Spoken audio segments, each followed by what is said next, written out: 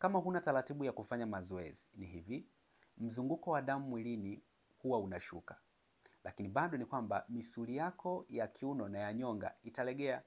Kinachokwenda kutokea ni kwamba nguvu zako za kiume zitashuka automatic, hata kama hujawahi kufanya masturbation au haujawahi kuwa na tabia za kuangalia video za ngono, nguvu zako zitapungua automatic.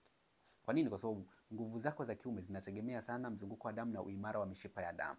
Sasa ninachokushauri hapa ni hivi: kuwa na taratibu ya kufanya mazoezi.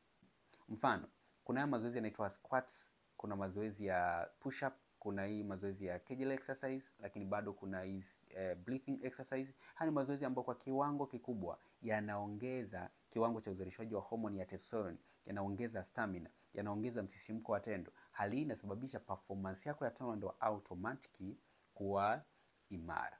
Sasa kama utafanya mazoezi na unajikuta labda hauperform vyema bado tendo la ndoa, basi hii inaweza ikawa ni tatizo lingine ambalo liko ndani kwa ndani, au kutokana na tabia ambazo uliwahi kuzifanya uko nyuma.